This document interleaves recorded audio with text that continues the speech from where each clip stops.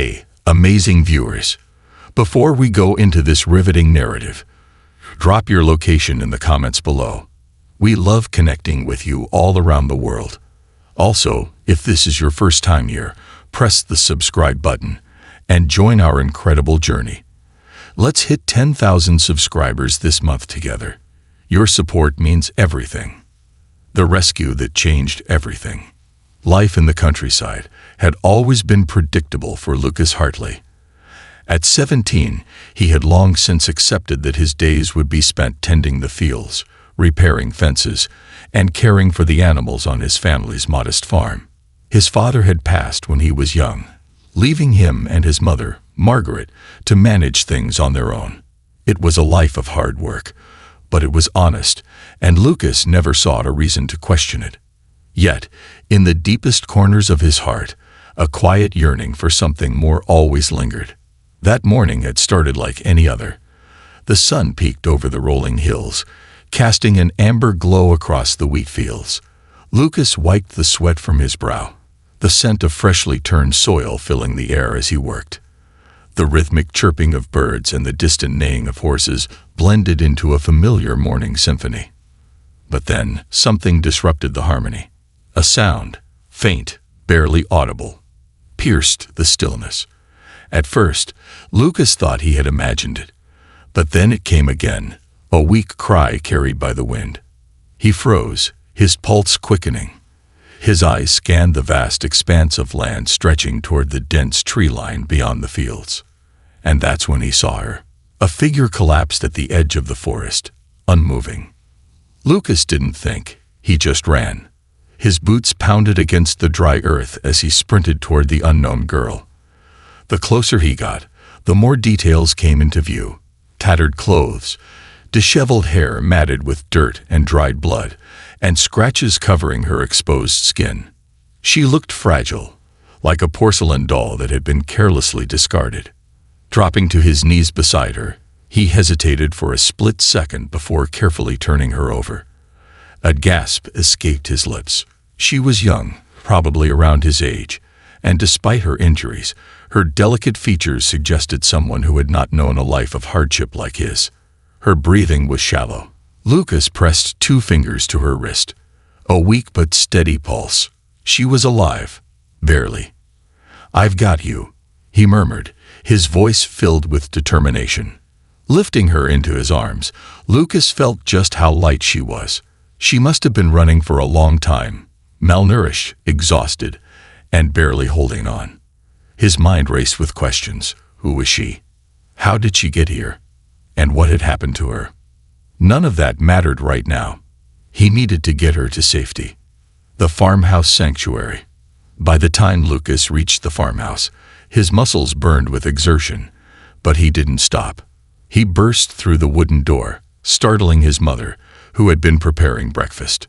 "Lucas, what in the—" Margaret's voice faltered when she saw the girl in his arms. "She's hurt," Lucas said breathlessly. "I found her at the edge of the forest. She needs help." Margaret, ever the practical and compassionate woman, wasted no time. "Lay her on the couch," she instructed, already rushing toward the old wooden cabinet where they kept the first aid supplies. Lucas carefully placed the girl onto the worn-out couch, his heart hammering in his chest. Up close, he could see the bruises blooming on her pale skin, the dried blood at her temple, and the ragged state of her clothing. Whatever had happened to her, it wasn't accidental. His mother returned with a damp cloth and a bottle of antiseptic. As she began cleaning the girl's wounds, Lucas watched anxiously. Every shallow breath the girl took seemed like a battle. Then, her eyes fluttered open. Lucas stiffened. Deep, stormy blue eyes locked onto his, filled with a mixture of confusion, fear, and something else. Something unreadable. "Where?" Her voice was hoarse, barely a whisper. "Where am I?" Lucas swallowed hard. "You're safe," he assured her. "This is my home. I found you near the woods. You were hurt." The girl's gaze flickered between him and Margaret before she tried to sit up. A sharp gasp of pain escaped her lips, and she fell back onto the cushions. "You need to rest," Margaret said gently, offering her a glass of water. "Drink this. We'll figure things out later." The girl hesitated before taking the glass with trembling hands. She sipped slowly, her lips parched. Lucas could see the distrust in her eyes. She was wary of them, of this place. It wasn't just fear from being injured. It was something deeper, something buried. "What's your name?" Lucas asked softly.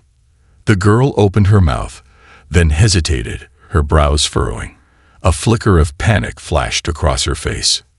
I don't know." Lucas and Margaret exchanged a glance. "You don't remember anything?" Margaret asked cautiously. The girl pressed a hand to her temple, wincing. It's all a blur. I remember running. I remember being scared. But I don't know why." Lucas frowned. Amnesia. Or was she hiding something? Before he could press further, the girl's eyelids drooped. She was barely holding on to consciousness. Margaret sighed and placed a hand on Lucas's shoulder. "She needs rest. We can talk when she's stronger." Lucas nodded, but a gnawing unease had settled deep in his chest. He had a feeling that whatever had brought this girl into his life was far from over. And he was right. Shadows in the dark. The rest of the day passed in a haze. Lucas tried to go about his chores, but his thoughts kept drifting back to the girl inside the house. Who was she? And why did he have a terrible feeling that someone was looking for her? That night, as the farmhouse settled into silence, Lucas sat by the dying embers of the fireplace, unable to sleep. He watched the girl as she lay on the couch, her breathing steady, but her expression troubled, as if she were trapped in a nightmare. Then, a noise, a soft creak outside. Lucas froze, every nerve in his body on high alert. The wind? No, footsteps. His heart pounded against his ribs. Slowly, he rose to his feet and moved toward the window. Peering through the darkness, he saw two figures standing near the barn. Strangers, dressed in dark clothing, moving with an eerie precision. They weren't lost travelers. They were searching for something, or someone. Lucas's blood ran cold. The girl. He turned toward her sleeping form. She had said she didn't remember anything. But what if she did? What if she was running from them? His mind raced. He had to act. Now. Taking a deep breath, he made his decision. He was going to protect her, no matter what. Because something told him that saving this girl wasn't just an accident, it was fate.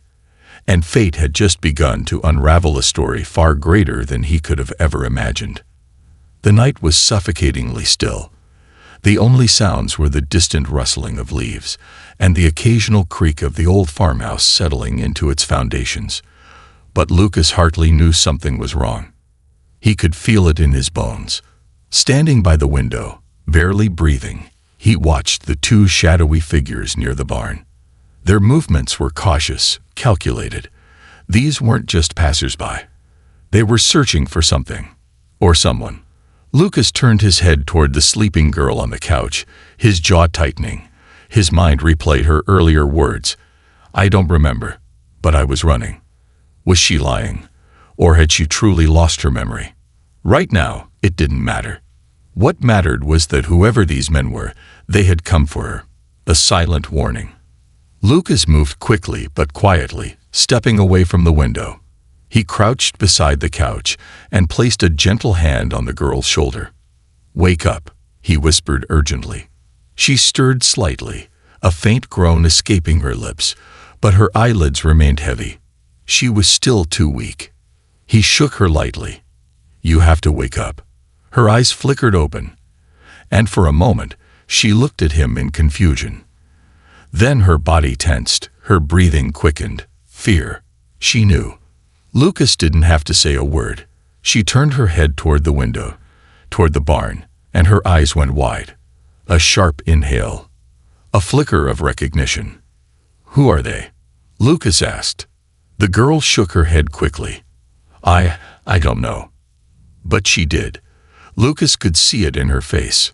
Before he could press her further, a sudden, loud crack echoed outside. One of the men had stepped on a fallen branch. Lucas's gut clenched. "We need to go," he whispered. The girl struggled to sit up, her body trembling from exhaustion. Lucas could tell she wasn't ready for this, but they didn't have a choice. Margaret appeared in the doorway, her face lined with concern. "Lucas." Lucas met his mother's gaze. "There are men outside." Margaret's face drained of color. Lucas turned back to the girl. "Can you walk?" I think so," she whispered, but as she tried to stand, her knees buckled. Lucas caught her just in time. He glanced at his mother. "We need to hide her." Margaret hesitated for only a second before nodding. "The old cellar." Lucas's eyes widened.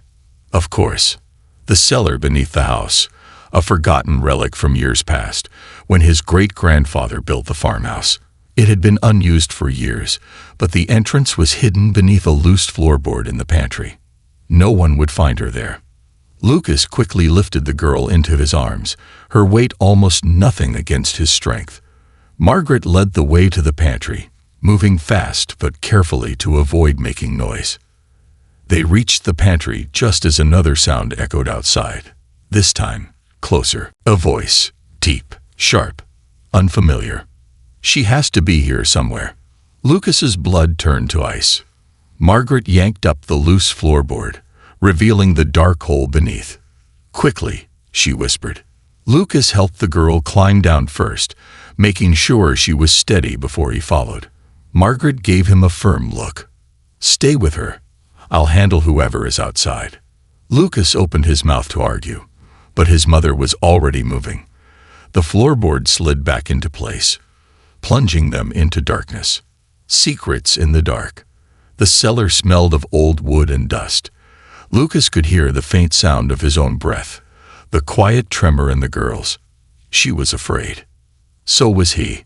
But he couldn't let her see that. "Who are they?" Lucas asked again, his voice low.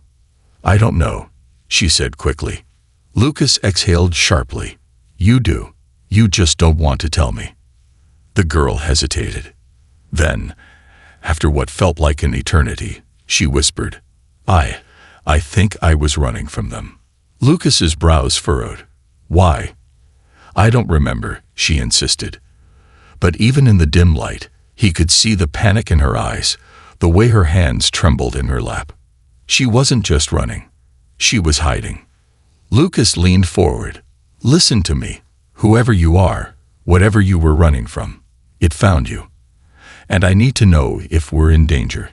The girl squeezed her eyes shut, as if trying to force the memories to surface. Then she gasped. Lucas grabbed her shoulders. What is it?" Her breathing hitched. I saw something. A flash of memory. A place. A huge building with tall windows and chandeliers. People bowing. Lucas's stomach twisted, bowing. She nodded, swallowing hard. And then, running. Fire. And someone grabbing me. Lucas's mind reeled. This wasn't just a simple runaway story. Before he could say anything, the girl's face suddenly turned pale. She clutched her head, groaning. Lucas caught her before she collapsed. Hey, what's happening?" She shook her head violently. It hurts too much. My head." Then, as suddenly as the pain came, her body went limp. Lucas's breath caught in his throat. "Hey, stay with me." She didn't respond. She was unconscious. Above them, danger grows. Upstairs, the tension thickened. Margaret stood by the front door, gripping the handle tightly. Her heart pounded in her chest as she listened to the slow, deliberate footsteps approaching the house. Then, a loud knock. Margaret didn't move. Another knock.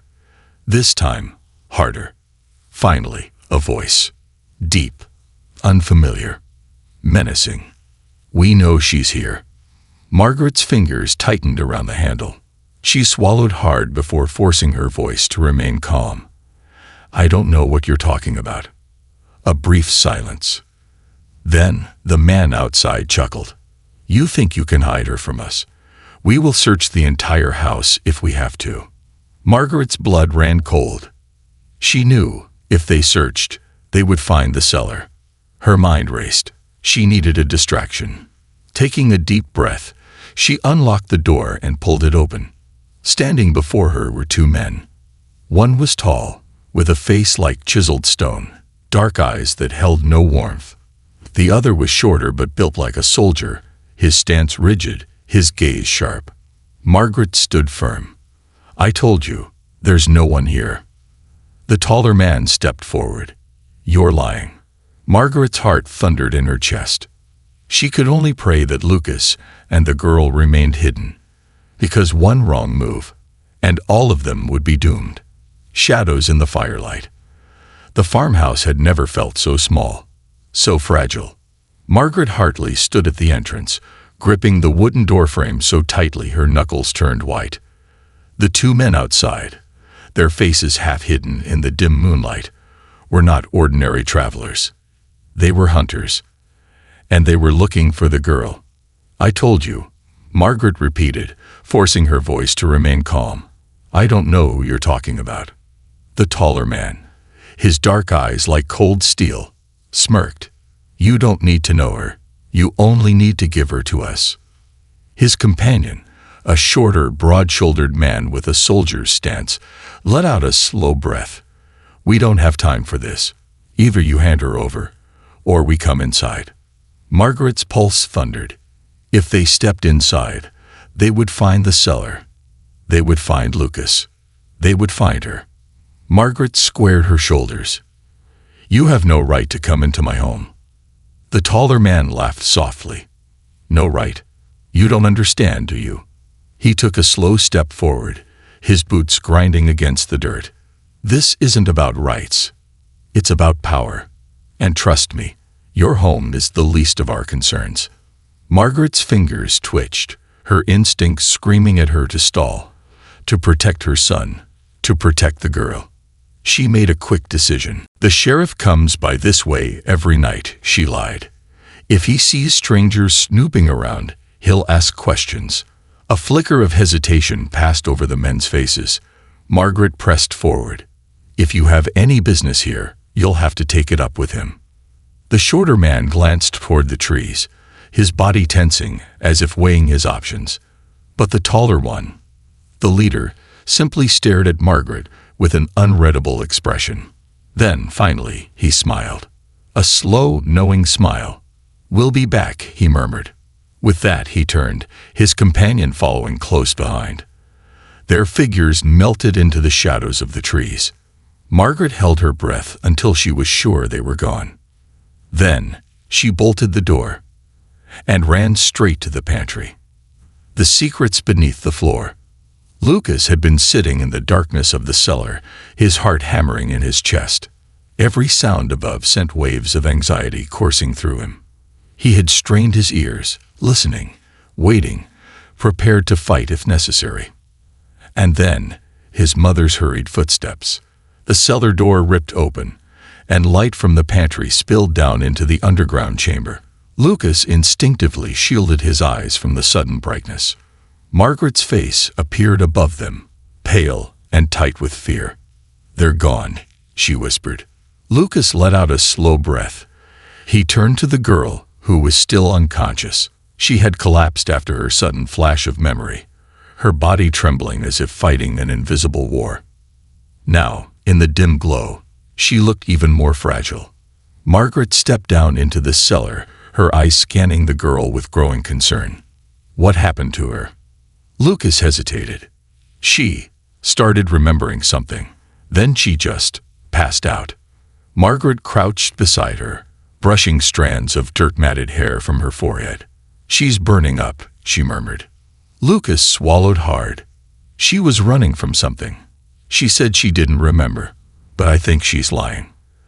Or, he corrected himself, I think she's afraid to remember. Margaret exhaled, rubbing a hand over her face. Whoever she is, she's important. And those men aren't going to stop looking for her. Lucas looked down at the girl's face. Even in her weakened state, there was something undeniably regal about her. She didn't belong here. Not on a farm. Not in hiding. And yet, she was here. and she needed him. Margaret met Lucas's eyes. "Son, what are we going to do?"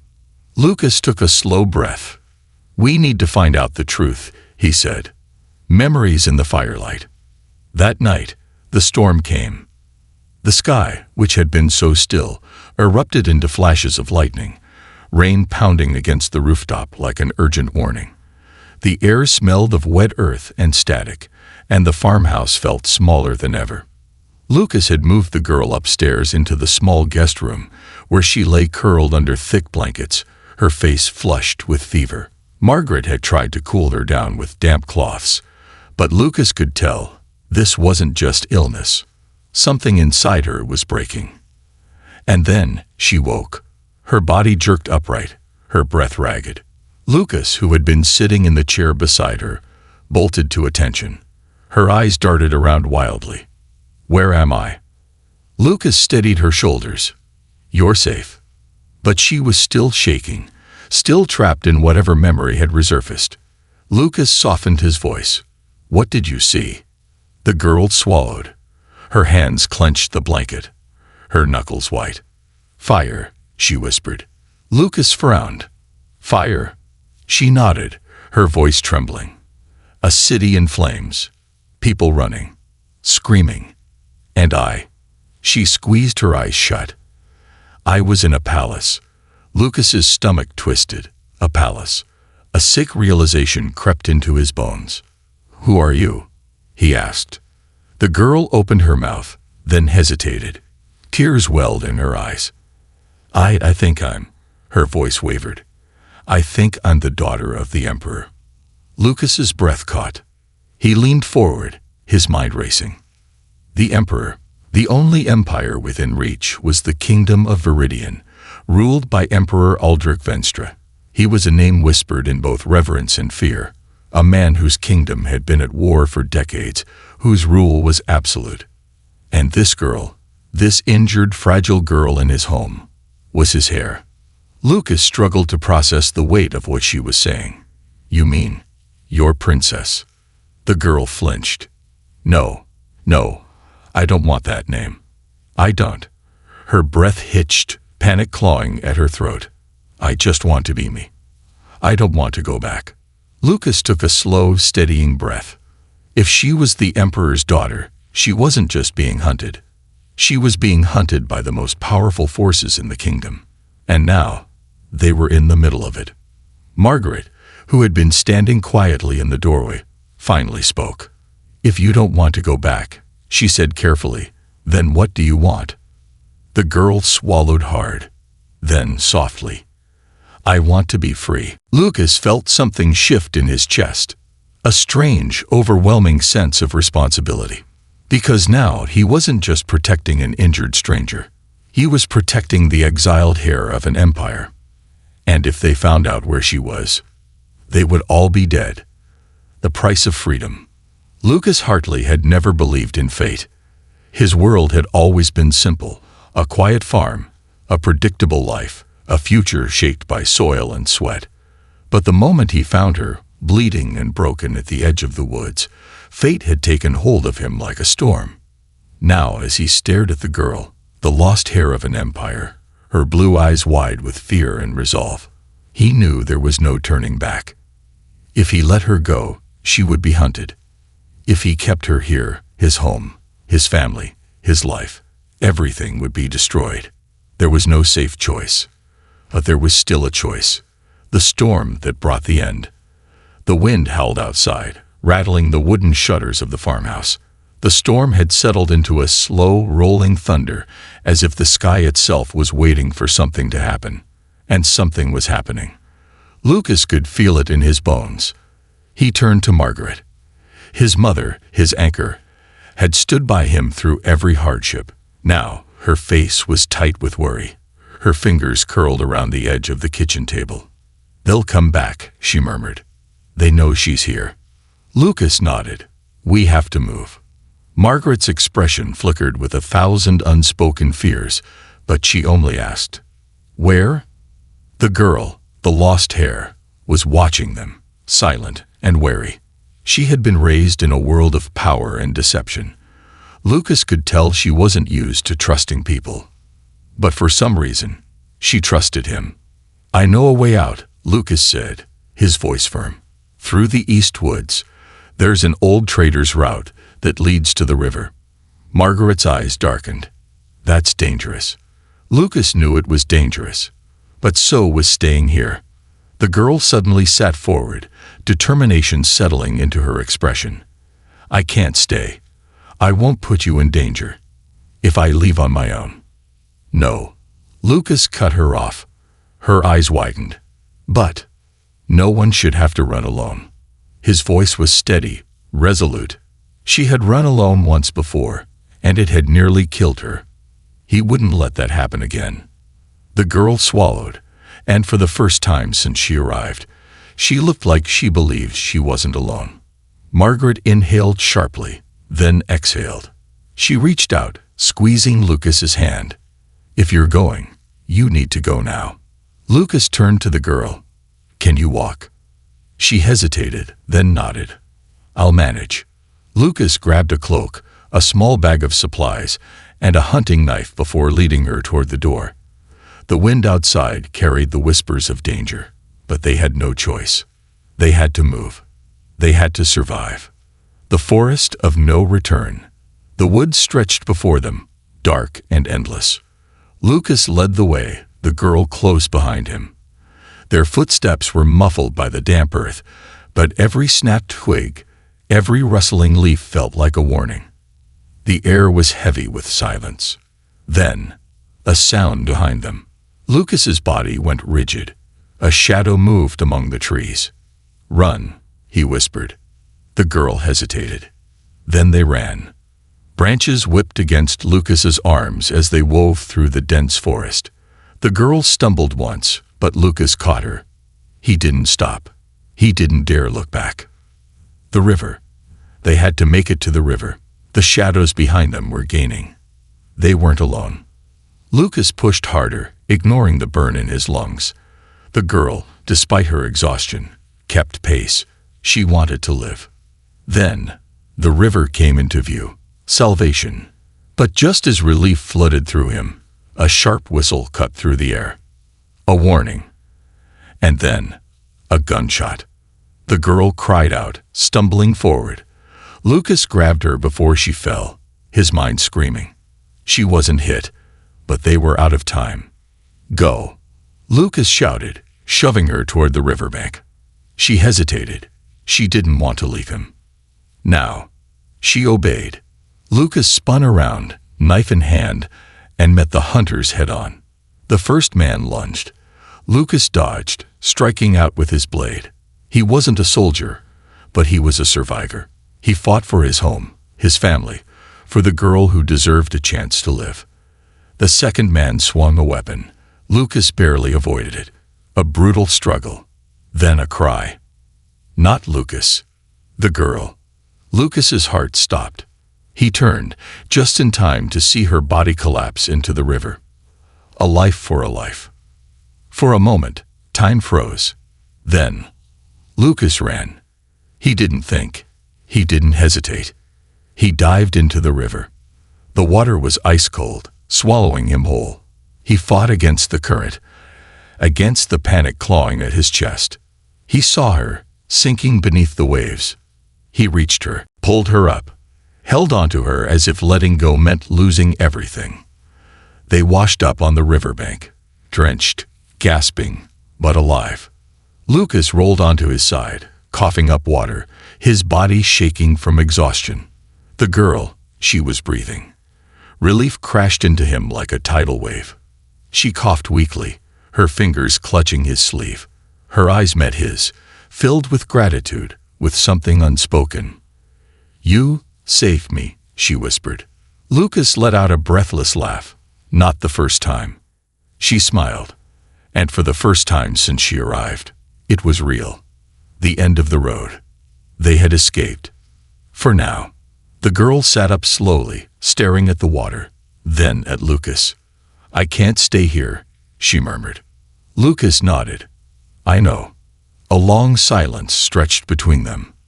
Then she reached for his hand. "You could come with me," Lucas hesitated. He had never left the farm, never wanted to. Until now. He thought of Margaret, thought of the home he had fought so hard to protect. Then he looked at the girl, and he realized, home wasn't just a place. It was the people you fought for, the people you saved. Lucas exhaled, squeezing her hand gently. "Wherever you go," he said, "I'll be right beside you." The girl smiled, and together they disappeared into the unknown. Two souls running toward a future they couldn't yet see. But one thing was certain. They weren't running away. They were running toward freedom. Together. This concludes the story. Thank you for watching until the end. I hope you found it enjoyable. If you did, please consider liking the video and sharing it with your friends. Don't forget to subscribe to our channel and activate the notification bell for more captivating stories. Have a great day.